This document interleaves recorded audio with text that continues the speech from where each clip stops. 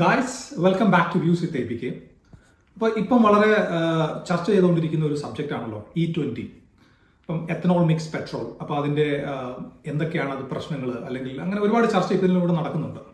So അതിൽ ആ ഒരു സബ്ജക്റ്റിനെ വെച്ച് ചെയ്തിട്ട് ആണ് ഇന്നൊരു വീഡിയോ ചെയ്യാമെന്ന് ഞാൻ വിചാരിച്ചത്. ഫസ്റ്റ് ഓഫ് ഓൾ എന്താണ് ഈ എത്തനോൾ? എത്തനോൾ അല്ലെങ്കിൽ ഈത്തൈൽ ആൽക്കഹോൾ എന്ന് പറയുന്നത് ഫെർമെന്റേഷൻ പ്രോസസ്സ്, ഷുഗർ കെയിൻ അല്ലെങ്കിൽ ബാർലി, കോൺ ഇങ്ങനെയുള്ള സാധനങ്ങളിലേക്ക് ഒരു ഫെർമെന്റേഷൻ പ്രോസസ്സ് വഴി നമുക്ക് കിട്ടുന്ന ഒരു പ്രോഡക്റ്റാണ്, ഐ മീൻ സ്പിരിറ്റ്. സോ ഒരു കെമിക്കൽ നെയിം എന്നൊക്കെ പറഞ്ഞ് നമ്മൾ കെമിസ്ട്രിയിലൊക്കെ പഠിച്ചിട്ടുണ്ട്, C2H6OH അല്ലെങ്കിൽ C2H6O. ഇതാണ് ഇതിൻ്റെ ഒരു കെമിക്കൽ നെയിം. ഇത് എന്തിനൊക്കെ യൂസ് ചെയ്യുന്നു ഈ എത്തനോൾ അല്ലെങ്കിൽ ഈത്തൈൽ ആൽക്കഹോൾ? ഇത് ബേസിക്കലി ഇത് ബെവറേജസിൽ, ആൽക്കഹോളിക് ബെവറേജസിൽ യൂസ് ചെയ്യുന്നുണ്ട്. പിന്നെ ഡിസിൻഫെക്റ്റൻസ്, ആന്റിസെപ്റ്റിക്സ് അങ്ങനെയുള്ള കാര്യങ്ങൾ യൂസ് ചെയ്യുന്നുണ്ട്. കോസ്മെറ്റിക് ഐറ്റംസ് യൂസ് ചെയ്യുന്നുണ്ട്. പിന്നെ ഇൻഡസ്ട്രിയൽ ആപ്ലിക്കേഷൻസിനും ആൻഡ് ഫ്യൂവൽ. അപ്പം നമ്മളിപ്പോൾ ഇവിടെ പറയാൻ പോകുന്നത് ആ ഫ്യൂവൽ മിക്സിംഗ് അല്ലെങ്കിൽ E20 എന്ന് പറഞ്ഞു കഴിഞ്ഞാൽ 20% എത്തനോൾ ഉള്ള പെട്രോളിനെയാണ് E20 എന്ന് പറയുന്നത്. അപ്പം ഇപ്പോഴത്തെ E20യുടെ ഒരു ബാക്ക്ഗ്രൗണ്ട് എന്ന് പറഞ്ഞു കഴിഞ്ഞാൽ നമ്മളിപ്പം കോമ്പാറ്റബിൾ അല്ല നമ്മുടെ E20 എന്ന് പറയുന്നത്, അതായത് 20% എത്തനോൾ ഉള്ള പെട്രോൾ യൂസ് ചെയ്യാൻ നമ്മുടെ ഏജൻസിലെ 90% ഇന്ത്യയിലുള്ള പെട്രോൾ വെഹിക്കിൾസ് കോമ്പാറ്റബിൾ അല്ല. അപ്പം പെട്ടെന്ന് നിങ്ങൾ ഇത് നടപ്പാക്കി കഴിഞ്ഞ് കഴിഞ്ഞാൽ ഇപ്പം തന്നെ ഓൾറെഡി E10 ആണ് നമ്മൾ യൂസ് ചെയ്യുന്നത്. കാരണം 2001 ഇങ്ങനെ ഒരു കോൺസെപ്റ്റ് ആദ്യമായിട്ട് വരുന്നത് വാജ്പേയി സർക്കാരിൻ്റെ കാലത്ത്. ഒരുപാട് ഇമ്പോർട്ട് ചെയ്യുന്നുണ്ട് നമ്മൾ ക്രൂഡ് ഓയിൽ. അത് നമ്മളൊരു ഹ്യൂജ് എക്സ്പെൻസ് ഇതിൻ്റെ ഒരു ഇതിൽ കൊടുക്കേണ്ടി വരുന്നു ഈ ബോട്ടിലിന്. അപ്പോൾ നമ്മൾ വിചാരിച്ച് എത്തനോൾ മിക്സ് ചെയ്ത് കഴിഞ്ഞാൽ അത് CO2 അതായത് carbon dioxide emission reduce ചെയ്യുന്നതും മാത്രമല്ല അത് ഇവിടെ ഉള്ള ഫാമേഴ്സിനെയൊക്കെ അത് നമുക്ക് സപ്പോർട്ട് ചെയ്യാനും സാധിക്കും. കാരണം ഫെർമെന്റേഷൻ ഈ ഷുഗർ കെയിൻ പോലുള്ള ബാർലി അല്ലെങ്കിൽ ഇതൊക്കെ വെച്ചിട്ട് ഫെർമെന്റേഷൻ പ്രോസസ്സ്, അപ്പോൾ അവരോട് കളക്ട് ചെയ്യുന്ന വഴി അപ്പോൾ ഇതിൻ്റെ ഒരു പ്രോഫിറ്റ് അവരിലേക്കും ചെല്ലും. മാത്രമല്ല അത്രയും കുറച്ച് ക്രൂഡ് ഓയിൽ ഇറക്കുമതി ചെയ്തേച്ചാൽ മതി. അപ്പം ടാക്സ് കുറവായിരിക്കാം, ആ ഒരു ബെനിഫിറ്റ് ജനങ്ങളിലേക്ക് എത്തിക്കാം. പ്രൈസ് ഇപ്പോൾ പെട്രോളിലായാലും ആ പ്രൈസ് അത്രയും കുറവായിട്ട് നമുക്ക് ജനങ്ങളിലേക്ക് എത്തിക്കാൻ സാധിക്കും. ഇതാണ് ഇതിൻ്റെ ഒരു ബേസിക് കൺസെപ്റ്റ്. വളരെ നല്ലൊരു കൺസെപ്റ്റുമാണ്. മാത്രമല്ല നമുക്ക് CO2 റെഡ്യൂസ് ചെയ്യാനുള്ള ഇത് നമ്മൾ എന്താ പറയുന്നത് സബ്മിറ്റിലൊക്കെ പോയിട്ട് 2060 2070 നമ്മൾ കംപ്ലീറ്റ് ആയിട്ട് കാർബൺ ഡൈ ഓക്സൈഡ് കംപ്ലീറ്റ് ആയിട്ട് നമ്മൾ എമിഷൻ ഇല്ലാതാക്കും എന്നാണ് നമ്മൾ പറഞ്ഞിരിക്കുന്നത്. ഒരു sustainability, as A part of sustainability. അപ്പം ഇതെല്ലാം വെച്ചിട്ട് ഇതൊരു നല്ലൊരു പ്രോസസ്സാണ്. പക്ഷേ നമ്മുടെ രാജ്യം ഇപ്പോൾ അല്ലെങ്കിൽ ഇപ്പം നമ്മൾ യൂസ് ചെയ്യുന്ന വെഹിക്കിൾസ് ഇതിന് കോമ്പാക്റ്റബിൾ ആണോ? കാരണം ഇത് യൂസ് ചെയ്യുന്ന വഴി ഇപ്പം നമ്മൾ E10 ആയിട്ടാണ് യൂസ് ചെയ്യുന്നത്, അത് E20 പെട്ടെന്ന് ആക്കാൻ പോവുകയാണ്. അതായത് നിങ്ങൾ ടാക്സ് കൊടുത്ത് നിങ്ങൾ പൈസ കൊടുത്ത് മേടിച്ച ഒരു വെഹിക്കിൾ, ഈ വെഹിക്കിൾ ഇന്ന കോമ്പാക്റ്റബിളി ഇന്ന ഫ്യൂവൽ യൂസ് ചെയ്യാൻ പറ്റുന്നത് മാത്രമേ ഉള്ളൂ. പക്ഷെ ആ ഫ്യൂവലിന്റെ ലഭ്യതയില്ല. അതായത് ആ തരുന്ന ഫ്യൂവൽ മാത്രം യൂസ് ചെയ്യുക. ഈ തരുന്ന ഫ്യൂവല് നിങ്ങളുടെ വെഹിക്കിളിനെ, നിങ്ങളുടെ എഞ്ചിനെ ഡാമേജ് ആക്കും. നിങ്ങൾക്ക് പറയുന്ന മൈലേജ് കിട്ടത്തില്ല. നിങ്ങളുടെ പോക്കറ്റിൽ നിന്ന് പിന്നെയും കാശ് ഇറങ്ങിക്കൊണ്ടിരിക്കും. ഇതാണ് ഇപ്പോൾ നടക്കുന്നത്. അപ്പം എന്താണ് ഇതിന്റെ പ്രശ്നം? ഈ എത്തനോൾ യൂസ് ചെയ്യുന്ന വഴി, എത്തനോൾ എന്ന് പറയുന്നത് ഈ ഒരു വളരെ മോയ്സ്ചർ അബ്സോർവ് ചെയ്യുന്ന അല്ലെങ്കിൽ ആ ഒരു അതിനൊരു ഫിസിക്കൽ പ്രോപ്പർട്ടി ഭയങ്കരമായിട്ടാണ് മോയ്സ്ചർ അബ്സോർവ് ചെയ്യുക. ഇത് ഈ അബ്സോർവ് ചെയ്യുമ്പോൾ ഇത് ഈ ഫ്യൂവൽ കംപ്രഷൻ എഞ്ചിൻ ഉണ്ടല്ലോ, നമ്മുടെ പെട്രോളിന്റെ ഫ്യൂവൽ കംപ്രഷൻ എഞ്ചിനെ, അപ്പോൾ ഇതിലേക്ക് മിക്സ് ചെയ്തിട്ട് ഇത് ക്ലോഗ് പുറപ്പെടുവിക്കും. ചില ക്ലോഗ് എന്ന് പറയുമ്പോൾ ഈ അടിഞ്ഞു കൂടിയിരിക്കുന്ന ഇങ്ങനത്തെയുള്ള ഒരു പ്രസിപ്പിറ്റൻസ് ഒക്കെയാണ്. സോ ഇതുകൊണ്ട് തന്നെയാണ് ഈ മൈലേജ് നമുക്ക് പ്രോപ്പറായിട്ട് കിട്ടാത്തത്. മാത്രമല്ല ഫ്യൂച്ചറിൽ അത് ആ ഒരു ഫ്യൂവൽ സിസ്റ്റത്തെയും നമ്മുടെ എഞ്ചിൻ സിസ്റ്റത്തെയൊക്കെ തന്നെ ഭയങ്കരമായിട്ട് ഡാമേജ് ചെയ്യും. വണ്ടി കൊണ്ട് വഴിയിലിടുക അല്ലെങ്കിൽ കൊണ്ടുപോയി മെക്കാനിക്കിന് കൊടുക്കുക. മെക്കാനിക്കിന് കൊടുത്താലും എന്താണ്, ഇത് നന്നായി കഴിഞ്ഞാലും പിന്നെയും ഈ സെയിം ഫ്യൂവലാണ് നമുക്ക് അവൈലബിൾ ആയിട്ടുള്ളത്.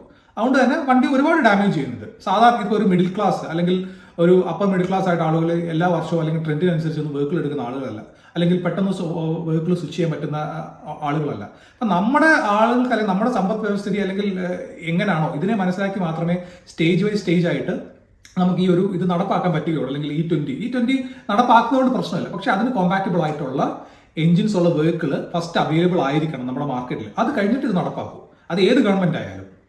അപ്പോൾ 2001 ഞാൻ പറഞ്ഞ പോലെ ഒരു കോൺസെപ്റ്റ് ഫസ്റ്റ് വാജ്പേയി സർക്കാരിന്റെ കാലത്ത് വരുമ്പോൾ ഈ ഒരു ഇമ്പോർട്ട്, അതായത് ക്രൂഡ് ഓയിലിന് ഇമ്പോർട്ട് മറ്റുള്ള രാജ്യങ്ങളിൽ നിന്ന് കുറയ്ക്കുക, അങ്ങനെയുള്ള ആ എക്സ്പെൻസ് റെഡ്യൂസ് ചെയ്തിട്ട് ഇതിന്റെ ബെനിഫിറ്റ് നമ്മൾ ഇവിടെ തന്നെ എത്തനോൾ ബ്ലെൻഡിംഗ് എന്നാണ് ഇതിന് പറയുക. അതിനെ ബ്ലെൻഡ് ചെയ്തിട്ടുള്ള ആ ഒരു പെട്രോൾ നമ്മൾ മാർക്കറ്റിൽ എത്തിക്കുമ്പോൾ നമുക്കൊരു ബെനിഫിറ്റ് ഉണ്ടാവില്ല ഇതിൽ. ആ ഒരു ഡിവിഡൻഡ് സാധാരണ ജനങ്ങളിലേക്ക് എത്തിക്കുക, അല്ലെങ്കിൽ ഫസ്റ്റ് ഓഫ് ഓൾ കുറച്ച് പൈസയിൽ പെട്രോൾ ആളുകളിലേക്ക് എത്തിക്കുക എന്നുള്ള ഒരു ലക്ഷ്യമാണ് നമ്മുടെ മുന്നിലുള്ളത്.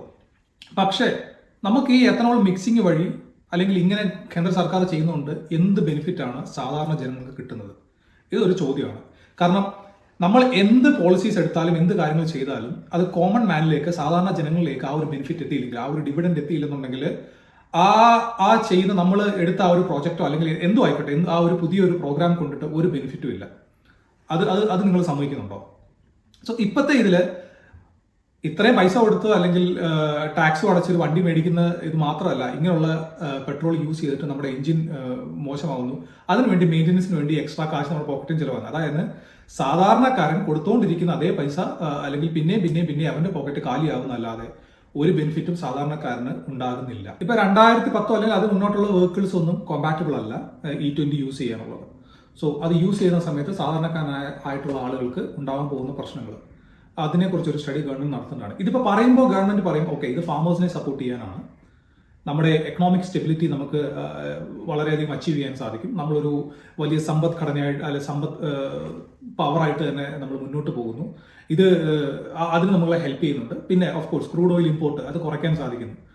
പക്ഷേ അതായത് ഇത് എല്ലാം സാധാരണക്കാരന് ബെനിഫിറ്റ് വരുന്ന രീതിയിലാണ് നമ്മൾ പറഞ്ഞു വെക്കുന്നത്. പക്ഷെ ആക്ച്വലി അതാണോ? അതായത് നമുക്കിപ്പോൾ 106 രൂപയാണ് നമ്മൾ ലിറ്റർ പെട്രോളിന് കൊടുക്കുന്നത്, 105, 106 മാറി വരുവാണ്. പണ്ട് ബാരലിന് ക്രൂഡ് ഓയിൽ ബാരൽ നമ്മൾ ഇമ്പോർട്ട് ചെയ്യുന്നത് കൂടുതൽ പൈസയ്ക്കും നമുക്ക് ഏകദേശം 80-85 ആയിരുന്നു കിട്ടിയിരുന്നത്, ഏറ്റവും വലിയ പൈസയ്ക്ക്. ഇപ്പോൾ അന്ന് ലഭിച്ചതിനേക്കാൾ കുറവ് പൈസയിലാണ് നമുക്കത് ലഭിക്കുന്നത്. അപ്പോൾ ഇപ്പൊ 106 ഉള്ളതിനേക്കാളും കുറവായിട്ട് നമുക്ക് എന്തായാലും പെട്രോൾ ലഭിക്കേണ്ടതല്ലേ? പക്ഷെ നമുക്ക് ലഭിക്കുന്നുണ്ടോ? നമുക്ക് ലഭിക്കുന്നില്ല.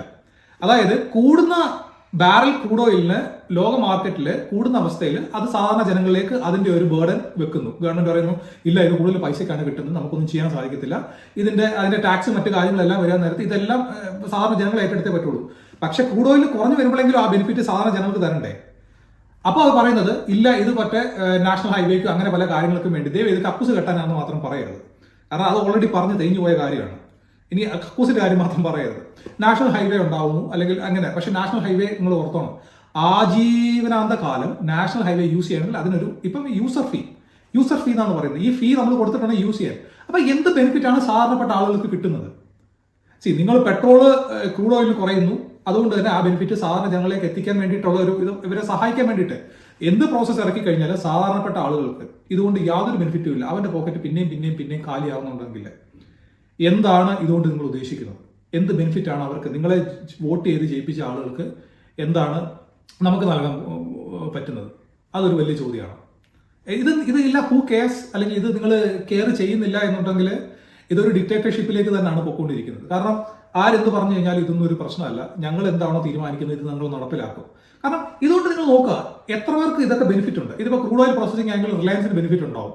ഇപ്പം പറയുന്ന ന്യൂസിലൊക്കെ വരുന്നത് ഇപ്പം CIANO അങ്ങനെ ആഗ്രോ ലിമിറ്റഡ് എന്ന് പറയുന്ന കമ്പനിയുണ്ട്, നിതിൻ ഗഡ്കരിയുടെ, മിനിസ്റ്റർ ഓഫ് ട്രാൻസ്പോർട്ടേഷൻ. അവരുടെ മക്കളുടെ കമ്പനിയാണ് എത്തനോൾ പ്രോസസിംഗ്. ഇത് കൂടുതലായിട്ട് E20 അത് മിക്സിംഗ് ചെയ്തിട്ട് ഇവരുടെ കമ്പനിയിൽ കൂടുതലായിട്ട് ഇത് വെക്കുന്നു, പ്രോസസ് ചെയ്യുന്നു. അപ്പോൾ അവർക്ക് ബെനിഫിറ്റ് ഉണ്ടാകുന്നു. വളരെ കുറച്ച് ആളുകൾക്ക് മാത്രം ബെനിഫിറ്റ് കിട്ടുന്ന, എന്നാൽ 140 കോടി ജനങ്ങളുണ്ട്, എന്നാൽ വളരെ വിരലുണ്ടാവുന്ന ആളുകൾക്ക് മാത്രം ബെനിഫിറ്റ് കിട്ടുന്ന ഒരു പദ്ധതി. ഇങ്ങനെ ഒരു പദ്ധതി ആണോ കേന്ദ്ര സർക്കാർ അല്ലെങ്കിൽ വോട്ട് ചെയ്ത് ജയിപ്പിച്ചു വിട്ട ആളുകൾ ഇങ്ങനെ ഒരു പരിപാടിയാണോ നടപ്പാക്കേണ്ടത് എന്ന് ചിന്തിക്കണം. ആണെങ്കിൽ പണ്ട് പെട്രോൾ പ്രൈസ് കൂടുമ്പോഴെങ്കിലും സമരവും കാര്യങ്ങളും കണ്ടിരുന്നു. ഇതൊന്നും വലിയൊരു കാര്യമായിട്ടേ ആർക്കും തോന്നുന്നില്ല. അത് എന്താണെന്ന് മാത്രം അറിയില്ല. കാരണം ഒരു ഗവൺമെന്റ് ഇപ്പൊ പല എക്സാമ്പിൾ ഉണ്ട്. പണ്ട് കോവിഡിന്റെ സമയം വന്നപ്പം ഒരു 8 മണി കഴിഞ്ഞപ്പോൾ നാളെ തൊട്ട് കടയും കാര്യങ്ങളും എല്ലാം അടച്ചിട്ടുള്ളൂ, ക്ലോസ് ചെയ്തോളൂ, ഇനിയും കോവിഡാണ് അത് സ്പ്രെഡ് ചെയ്യുന്നത്. വളരെ നല്ല കാര്യമാണ്. ഈ കാര്യങ്ങളൊക്കെ എല്ലാം അടച്ചിട്ട് കഴിഞ്ഞു കഴിഞ്ഞാൽ ആ ഒരു വൈറസിനെ സ്റ്റോപ്പ് ചെയ്യാൻ സാധിക്കും. പക്ഷേ 140 കോടി ജനങ്ങളുള്ള ഒരു രാജ്യത്ത് നിങ്ങൾക്ക് ഒരു രാത്രിയിൽ ഒരു ചർച്ചയോ അല്ലെങ്കിൽ ഒരു ഇൻഫർമേഷനും ഇല്ല, അല്ലെങ്കിൽ ഒരാഴ്ചക്കകം ഒരു സാവകാശം ഇല്ലാതെ ഒരു കാര്യം ഇങ്ങനെ ചെയ്യാൻ സാധിക്കുമോ? എത്ര പേര്, ആയിരക്കണക്കിന് ആളുകളാണ് കിലോമീറ്ററുകൾ നടന്ന് വഴിയിലൊക്കെ മരിച്ചു വീണത്. അന്ന് ന്യൂസിലൊക്കെ റിപ്പോർട്ട് ചെയ്തിരുന്നു. അപ്പൊ ഇവരുടെ ജീവനൊന്നും യാതൊരു വിലയില്ലേ? പണ്ട് നോട്ട് നിരോധനം വന്നു, എല്ലാം ഒരു രാത്രി കൊണ്ടാണ് ഇത് സംഭവിക്കുന്നത്. ഇതൊക്കെ ആർക്കാണ് ബെനിഫിറ്റ് കിട്ടിയത്? ഇത് പറയുന്നത് സാധാരണക്കാരനായിട്ടുള്ള ജനങ്ങൾക്ക് ബെനിഫിറ്റ് കിട്ടിയെന്ന് പറയുന്നു. എങ്ങനെ ബെനിഫിറ്റ് കിട്ടിയെന്നാണ് പറയുന്നത്? ഒരുപാട് പ്രശ്നങ്ങളൊക്കെ സാധാരണക്കാരനായിട്ടുള്ള ആളുകളുടെ കാര്യമാണ് ഞാൻ പറയുന്നത്. മൾട്ടി മില്ലിനേഴ്സിന്റെ കാര്യമില്ല, അവർക്ക് പ്രശ്നമില്ലായിരിക്കും. പക്ഷെ സാധാരണക്കാരനായിട്ടുള്ള ആളുകൾ ഈ രാജ്യത്ത് ഞാൻ വിശ്വസിക്കുന്ന എപ്പോഴും അപ്പർ മിഡിൽ ക്ലാസ് ആളുകളാണ് പെർസെൻറ്റേജ് കൂടുതലുള്ളത്. അപ്പം അവർക്ക് എന്തായാലും ഇത് അഫക്റ്റ് ആയിട്ടുണ്ട്. അപ്പം ഇങ്ങനെയുള്ള കാര്യങ്ങൾ കേന്ദ്ര സർക്കാർ ശ്രദ്ധിച്ചു കഴിഞ്ഞാൽ വളരെ നന്നായിരിക്കും. നിങ്ങളെ വോട്ട് ചെയ്ത് ജയിപ്പിച്ചു വിട്ട ആളുകൾക്ക് അതൊരു ഗുണം ചെയ്യും. മാത്രമല്ല, ഇന്ത്യയിലെ ജനങ്ങൾ നിങ്ങളെ വിശ്വസിക്കുന്നുണ്ട്, അതുകൊണ്ടാണല്ലോ നിങ്ങളിപ്പോൾ ആ സ്ഥാനത്തിരിക്കുന്നത്. ഇല്ല, ഇനി നമ്മൾ വിശ്വസിച്ചില്ല, നിങ്ങൾ വോട്ട് ചെയ്തില്ലെങ്കിലും കുഴപ്പമില്ല, ഞങ്ങൾ അല്ലാതെയും ജയിക്കും എന്നുള്ളൊരു കോൺസെപ്റ്റ് ഒക്കെ ആണെന്നുണ്ടെങ്കിൽ നമുക്ക് ഇതിലൊന്നും പറയാനില്ല. നാളെ ജനങ്ങൾ തീരുമാനിക്കട്ടെ എന്താണെന്നുള്ളത്. സോ ഫസ്റ്റ് നമുക്ക് അതിന് വേണ്ടിയിട്ടുള്ള കോമ്പാറ്റബിൾ ആയിട്ടുള്ള എഞ്ചിൻസ് അങ്ങനത്തെ വെഹിക്കിൾസ് മാർക്കറ്റിൽ അവൈലബിൾ ആകട്ടെ, എന്നിട്ട് ഇത് നടപ്പാക്കൂ, നന്നായിരിക്കും. Thank you so much for watching.